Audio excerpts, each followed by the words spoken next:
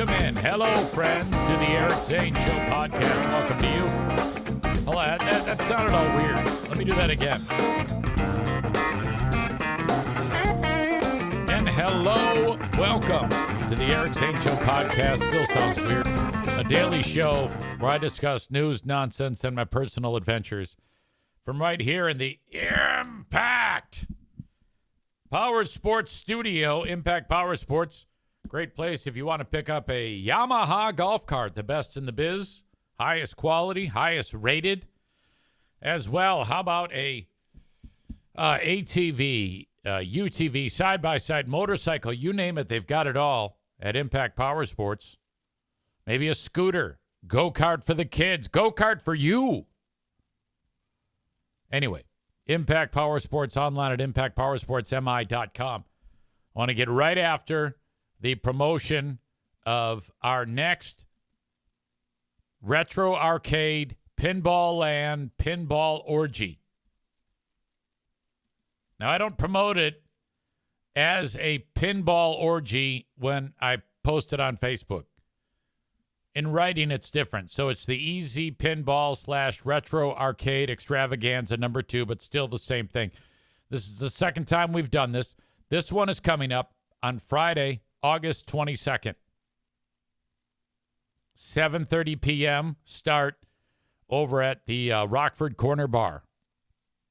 That's what we did last time. We eat, we drink, we have fun, and then we wander down the street over to Pinball Land for an evening of retro gaming. It's always a good time, or it was the first time. I know you'll love it this time if you have not done it in the past. So this is the second opportunity for you to join us. We get together. You'll meet a lot of faces. That was one of the things that was interesting about the first time we did this, because like, oh, you are, oh, hey, how are you? You know, a lot of you folks talk to each other in the chat, and then you have that fun moment when you're introduced to each other in like the real world. So there you go. That is Friday, August 22nd. I would love to get an RSVP. So if you could, you can either go on the Facebook post you see right here and go ahead and click that you will be in attendance. Ben Glaze says, I should be able to make it this time. Bring your lovely better half. Rebecca says she'll be there. Runner girl Amy says she's all in. Megan says, hooray. Black Belt Nick is here. He says, good morning. I'm planning on being there. Maureen says she's busy that night. Becca Shea says she will be out of town. No matter. There will be more of these. There will be more of these. So there you go. Should be a good time. Last night was bizarre. I took some medicine to help me sleep. Every once in a while I'll do that. I'm like an anxious, nervous Nelly, and I take an emergency pill. Not sure what it is. It's some crazy shit that knocks me out. But it does weird things to my system. Case in point, last night. Pooh Bear is going, are you okay? I guess what had happened was I was sound asleep, and then I like sat up, bolt upright. Exorcist style.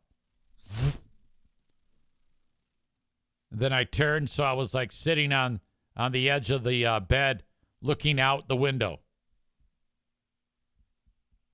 Pooh Bear says, I look left, I look right, I started muttering something.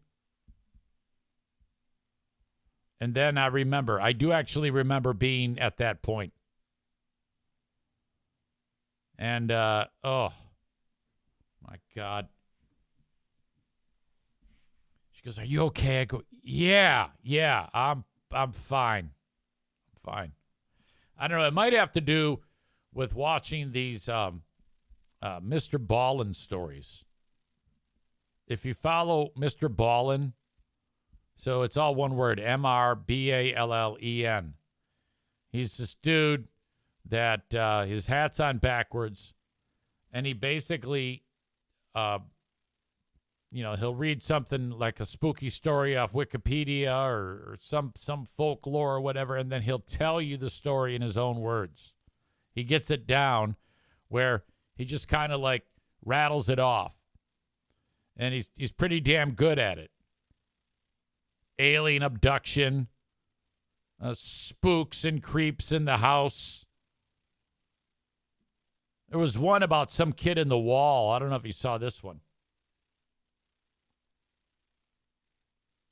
Like the kids and dad are grief-stricken because mom died.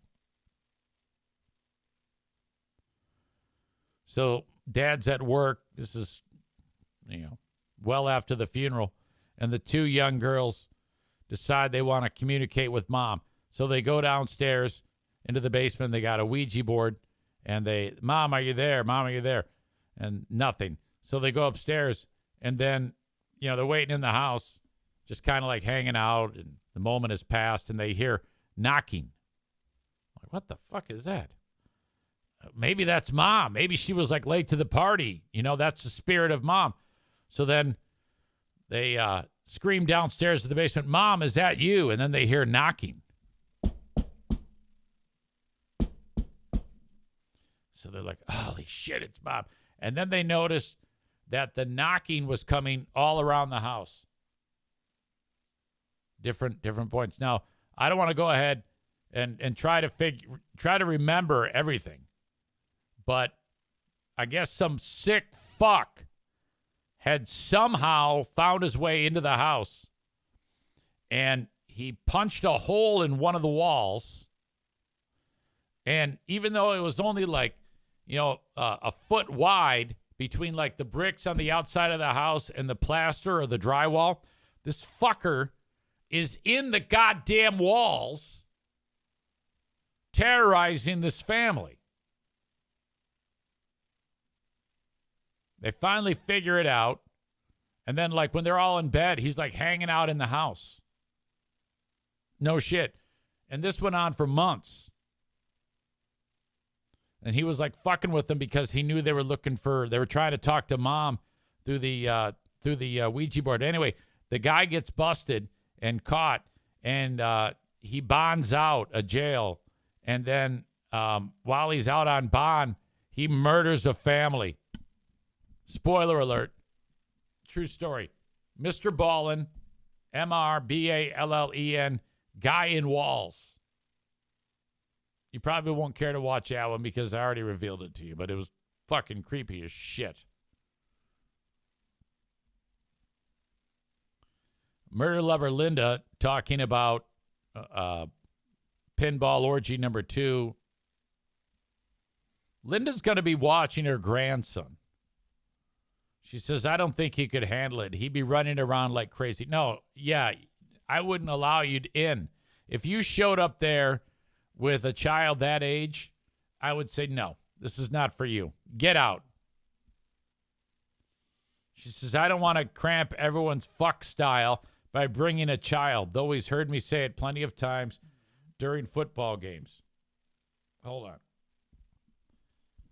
Hello? Hello? Yeah, Q100. Hello? Oh. What the fuck was that? Hold on a second. I'll call him back. I think it might be somebody thinking that they're calling Q100. This hasn't happened in a long time. Okay, she's not going to pick it up. She's like, hello? Mrs. Neifel? Yeah, who's that? All right. Well, that would have been fun. All right, so. No, you can't bring a kid, for God's sake. All right. Let us get into the Fatathon. And by the way, we do have a radio station staff meeting to take care of. And in 39 minutes, so stand by. Hang on, I got to get a drink. I'm dying of thirst.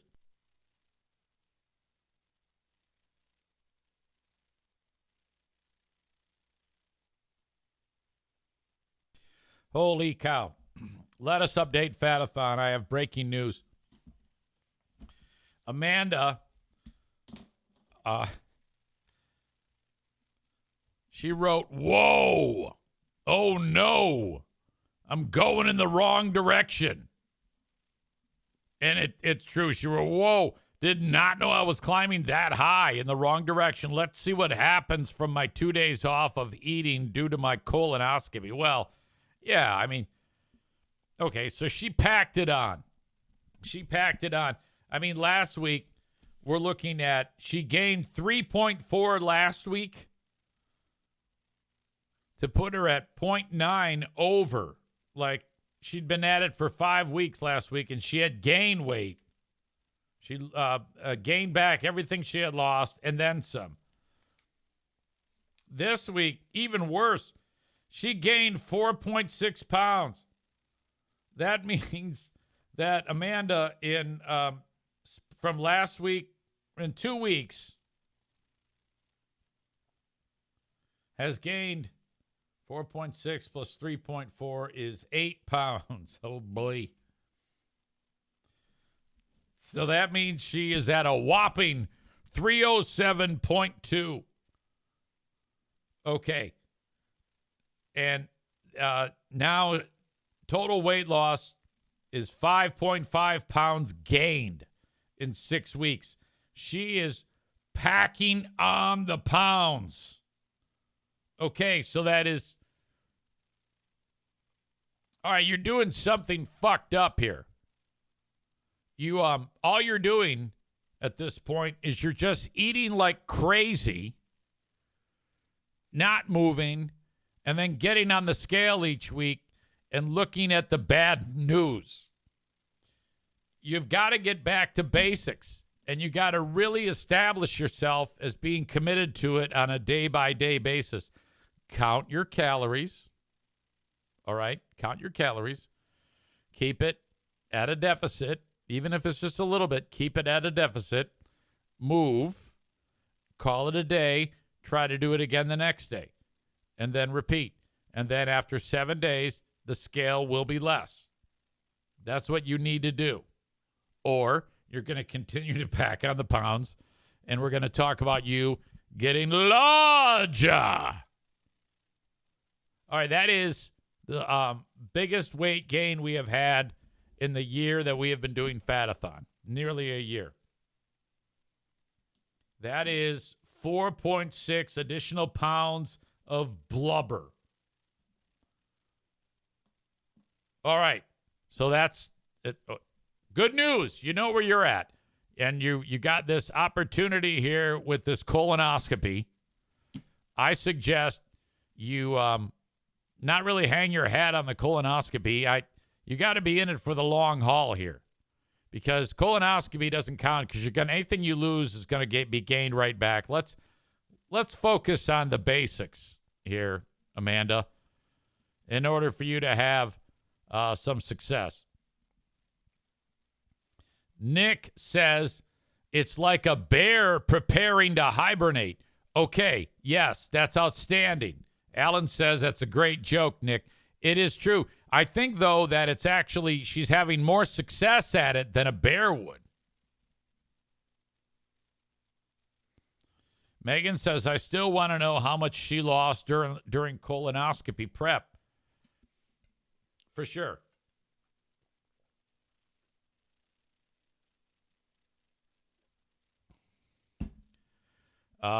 Megan, about our pinball orgy. Adam brought a kid. Make sure kids sit by Stevie. Yeah. Adam's kid is much older, though, than murder lover Linda's grandson. Okay, Amanda, you got your work cut out for you. We got to, at least, can you just flip the script on us so that we stop seeing you get larger?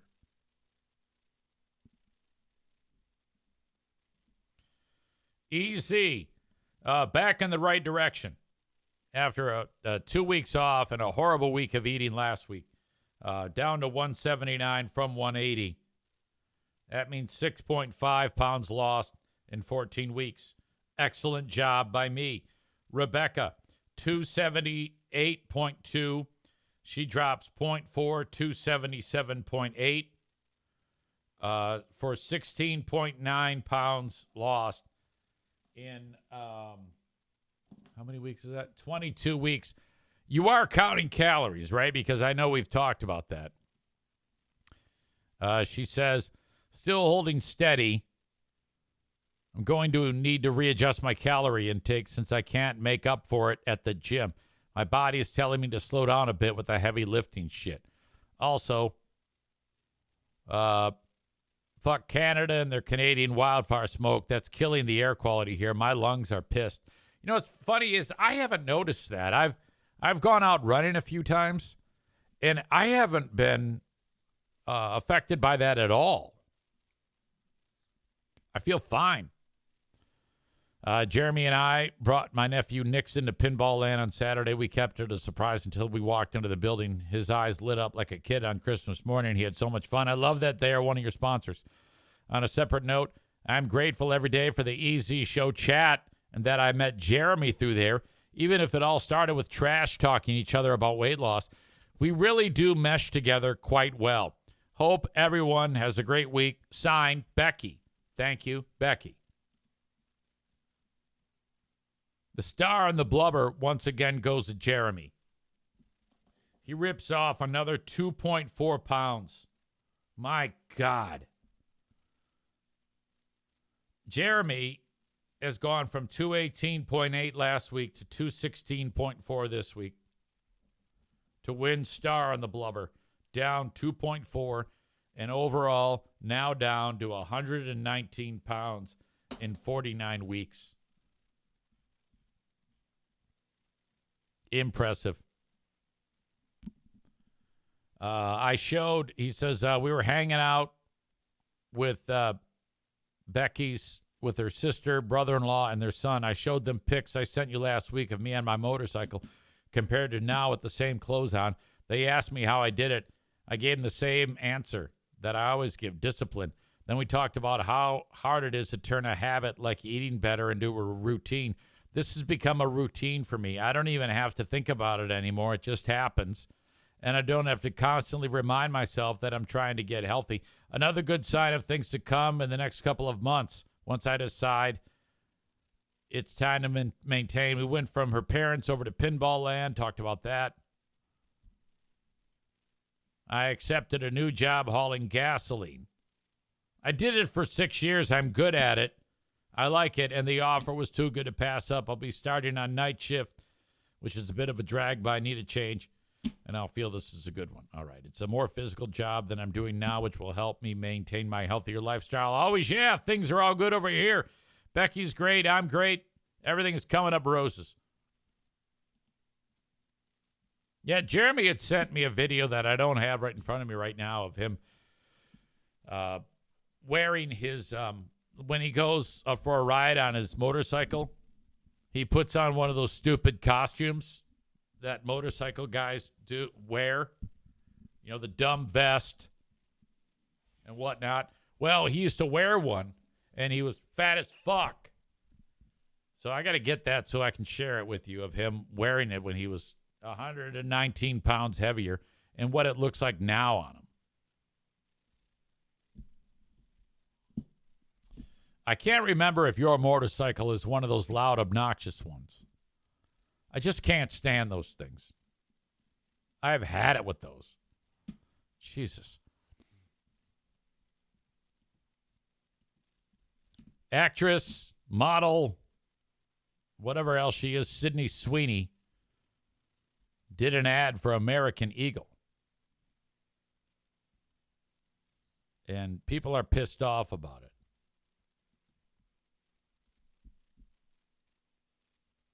Let's take a look at the ad and see what we can figure out is the problem here. I'm not here to tell you to buy American Eagle jeans. And I definitely won't say that they're the most comfortable jeans I've ever worn. Or that they make your butt look amazing. Why would I need to do that? But if you said that you want to buy the jeans, I'm not going to stop you. But just so we're clear, this is not me telling you to buy American Eagle jeans. Sydney Sweeney, has very keen. You see what I did there, right? Okay. Now, I'm not smart enough to figure out what the fuck is going on there. But every time you turn around, somebody's pissed off. This ex-teacher roasted after claiming she was traumatized by the Sydney Sweeney ad. I'm guessing that because it's an attractive woman. But if you said that you want to buy... Doing attractive girl shit, selling stuff, you know, boobies hanging out, whatever. I don't know. That's a tale as old as time. An ex-New Jersey teacher turned lifestyle influencer is getting roasted online for turning Sydney Sweeney's American Eagle ad into a therapy session with a post claiming she feels unattractive because of her skin color, and a repost of it calling her a professional victim went viral.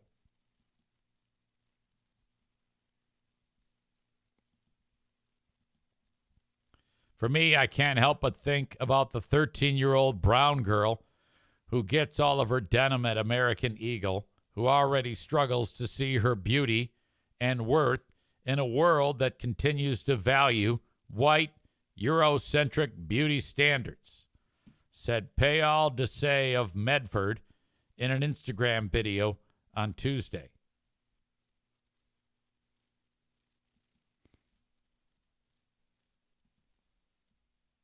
I need to see the ad. I mean, I need to see what this lady said to get more of a handle on it. And I'm not logged into Instagram, so hopefully this will work. Of course not. Sweeney has very keen.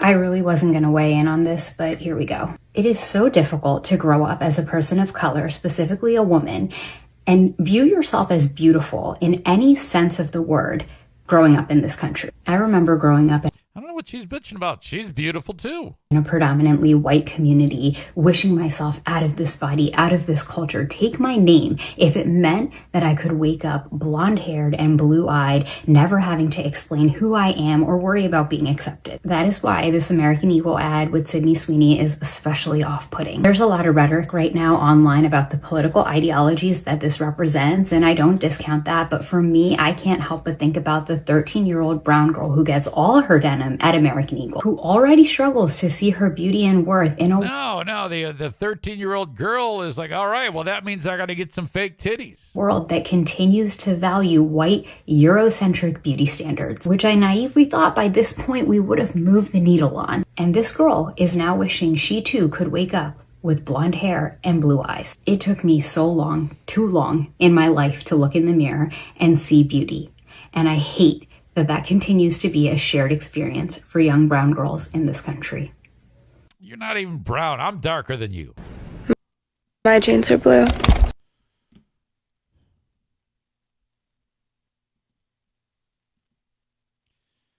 Tyler says, sounds like a you problem. Matt says,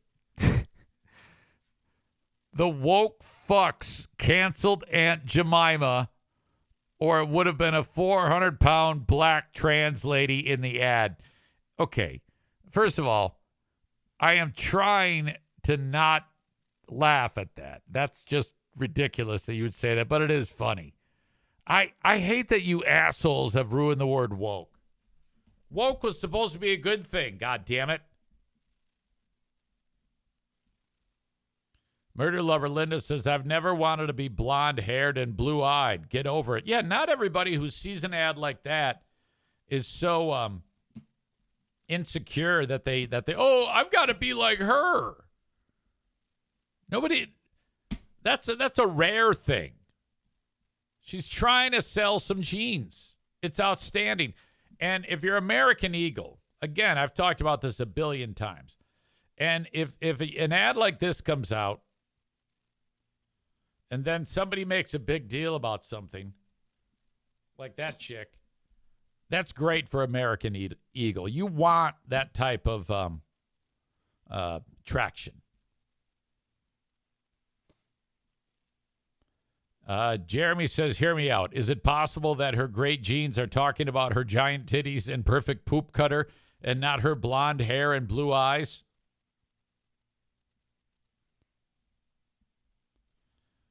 Yeah, Jeremy also adds, my motorcycle is about 120 decibels, 3 feet from the exhaust pipe. Better half, Rebecca says, can confirm I've experienced him starting the motorcycle and revving the engine.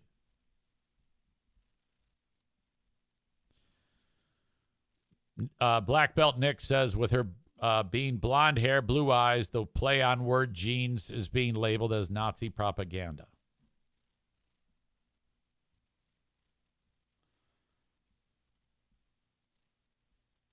Stevie says there's a racier ad that I saw that was getting hate. All right.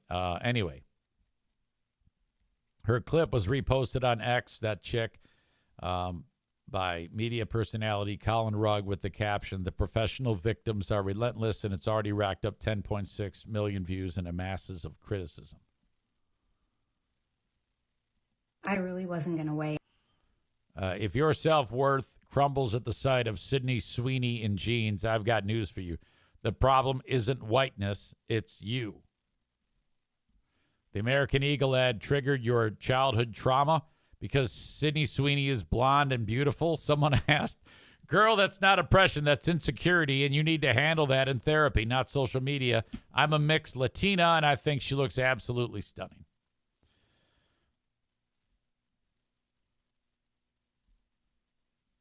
"39-year-old Desai, whose parents are from India, grew up in Allentown, Pennsylvania. In her reactionary post, which garnered 284,000 views on her Instagram page and over 88,000 on her TikTok handle, she spoke about her difficulty finding herself pretty in her predominantly white community." Yeah, I don't know why she's struggling to find beauty in herself. I thought that she was very pretty. Come on now. This is not the first time that Desai, a former 8th grade teacher who left her job to pursue full-time content creating, has gone viral. In 2023, Desai amassed millions of views for her series on TikTok dubbed No Dusty Sons, where she teaches her 2 young boys lessons that will one day benefit their future partners. And Desai has disabled comments on her now infamous Instagram post. Well, all right. That's ridiculous. At the end of the day, Sydney Sweeney's just trying to sell some damn jeans. Give me a fucking break. It probably worked. Bob says ban jeans altogether. Khaki cargo pants and shorts for everyone. Ben Glaze says, so Sydney Sweeney should not do ads for anything. Maybe she shouldn't act either. Maureen says, I just Googled American Eagle. There are Asian models and models of color. I don't see what the problem is. Rebecca makes a great point, which I didn't touch on. The Sydney Sweeney ad is bad based on her vocal fry. Yeah, she's trying to sound hot. I hate that. God, is that a drag. Stand by.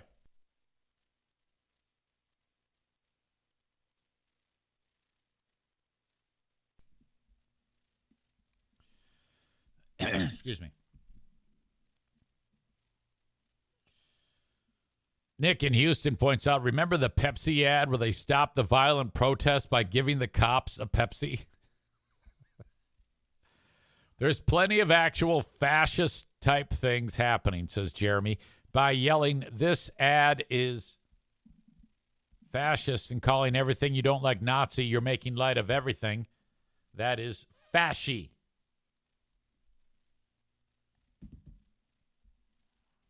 All right. Tyler says she's hot enough that I can overcome the vocal fry. It seems like everything she does, people have a hard time with. The Rolling Stones did a video for their song Angry last year, and it's Sydney Sweeney is in the ad, or not in the ad, in the video.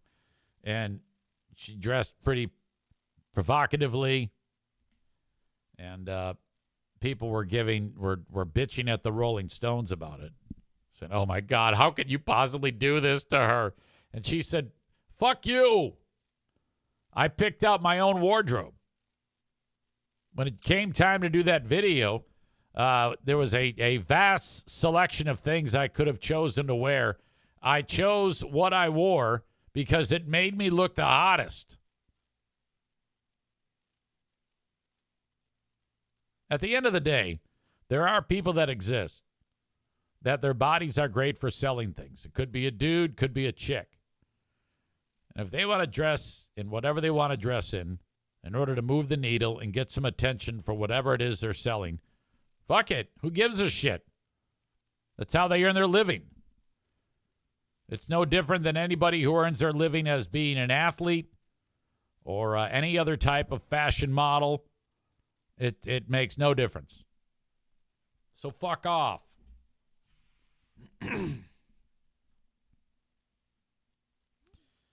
All right. That's all I got on that. Let's move on.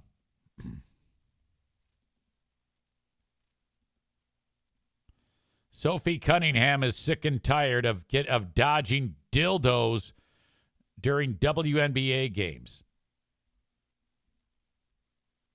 It's happened twice now. This is the latest moment that someone threw a dildo on the court.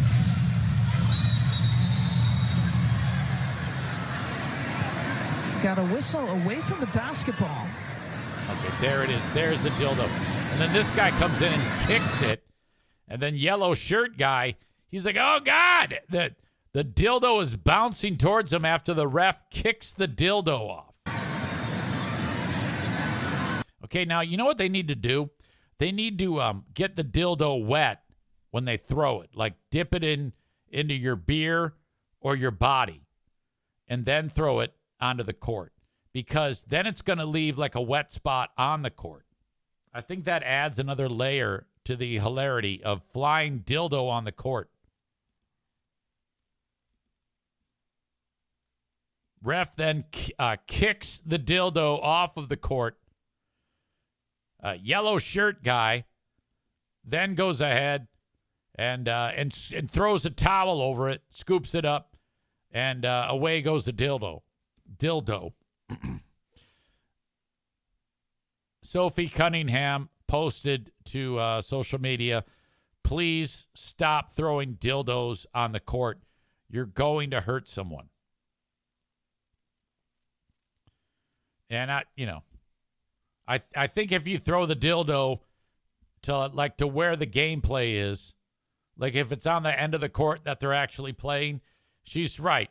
You can roll your ankle on a dildo. Can you imagine if you broke your ankle on a dildo and that was like the end of your season? So she's 100% right. If you're an athlete playing in the WNBA, and you're paid your $80,000 a year to be the star of the league, and you break your ankle on a dildo, you are never going to hear the end of it. Ben Glaze is here. He chimes in with, my wife broke her hymen on a dildo.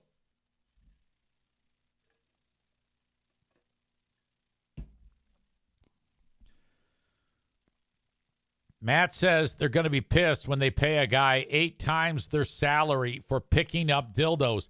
So what he's saying there is the guy who picked up the dildo and got rid of it off of the court probably makes more than the women that are playing basketball. So guy dildo picker-upper earning more than the actual athletes. So you can roll your ankle on the dildo and you can get hurt. Now, if you get hit in the head with a flying dildo, I don't know I think the only thing that's going to get injured is your pride. You don't want to be on the court and a dildo actually hits you in the face. nor do you want to break your ankle on a dildo. But if you're at a WNBA game and a dildo comes flying out of the court, and it's not like where the players are at, so there's no chance of anybody tripping over it and the ref blows a whistle, that's great. If I go to a WNBA game, I want to see a dildo flying in from the upper deck onto the court. One of the Vegas betting lines is the color of the next dildo.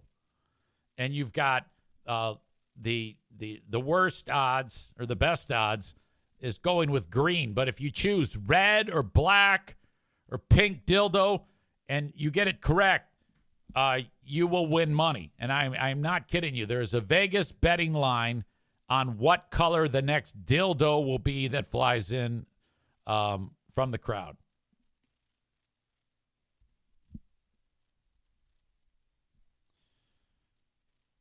Rebecca says, I want to see it laying on the court upright and suction cupped to the floor.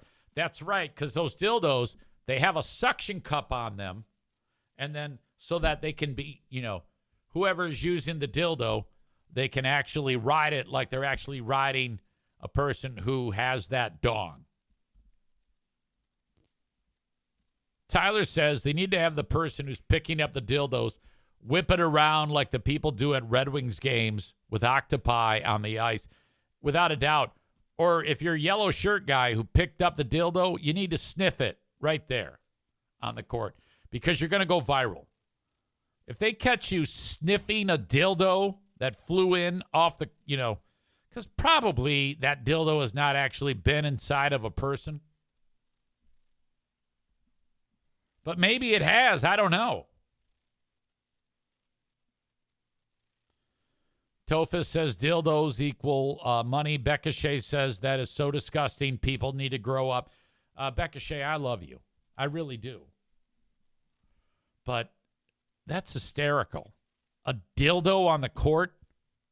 And I don't care if it doesn't have to be the WNBA. If I'm like at church, I want to see a dildo come flying in from the pews. We need to live in a world where there's more dildos flying around. Civil rights rally, bar mitzvah. What do they call those things when a Latina girl comes of age? Quinceañera. Flying dildos at quinceañeras. Those things are great parties.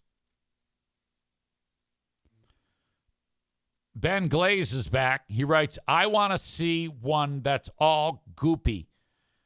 Okay. Describing a dildo as goopy is pretty graphic, I have to admit. Matt says we should all bring dildos to the pinball orgy. Yeah, by all means. Rebecca says only if they're still in the manufacturer packaging. No, I don't know. I want them all to stink. Tyler says instead of throwing flowers into someone's grave at a burial, someone throw a dildo in there. Yeah, shoot video of that. We got to do that. The next person in my family who dies is getting a dildo. I'm going to throw a big fucking dildo on their grave. Can you imagine if in like a million years, the next civilization, they're like excavating. Oh my God, we believe we found a cemetery. And there's bones and a dildo.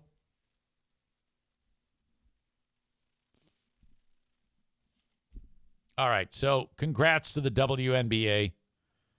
Hopefully no one will be hurt, but I hope that they expand the dildo throwing to soccer games, football games, and whatnot.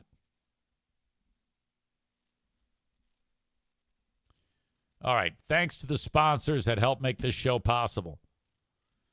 Today I'm saluting Kuiper Tree Care.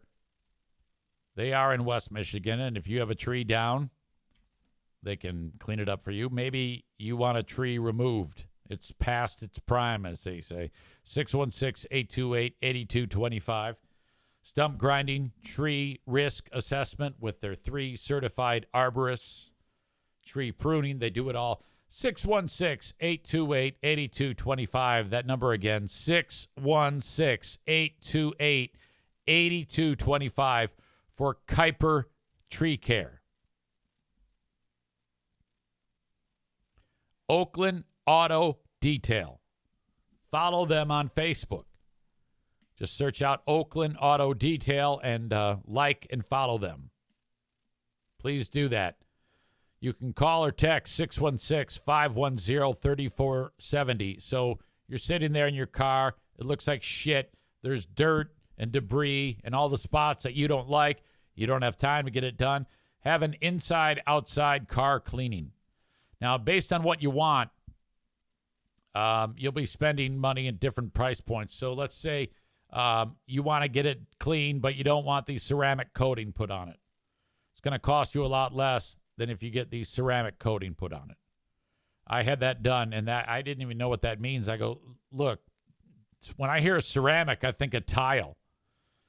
And he goes, well, it's durable like that. What I'm doing is I'm applying this material, and then I'm putting a light on the vehicle, and the ceramic material is bonding with the paint. And you have an unbelievable protective coat on your paint. All those little scratches that get built up over time from washing your car the conventional way, those are going to disappear. And everything top to bottom, your car will look as good as new when you reach out to Oakland Auto Detail, 616-510-3470. That's 616-510-3470. Follow them on Facebook. They're a fun follow on Facebook if you like the types of videos. Short, but giving you an idea of the work that they do with before and after. You know how it is. Like you see the car getting clean. You're like, oh, my God, it's so satisfying. I love that. That's what you're going to find. 616-510-3470 for Oakland Auto Detail. Frank Fuss from MyPolicyShop.com. If you need health insurance, like you're in between jobs, perhaps your employer doesn't offer insurance, or you're self-employed, or maybe your insurance is just too expensive, reach out to Frank at buyinsurancehere.com. I was just talking with Jeremy, who's lost 119 pounds now, and he's going to be calling upon Frank because his insurance benefits don't kick in right away. He's going to need some gap insurance. Frank can help. Buyinsurancehere.com. That is buyinsurancehere.com. It is time for the staff meeting. I'll be doing that, and then I'll be back with the second half of this show. Thank you, folks. Talk to you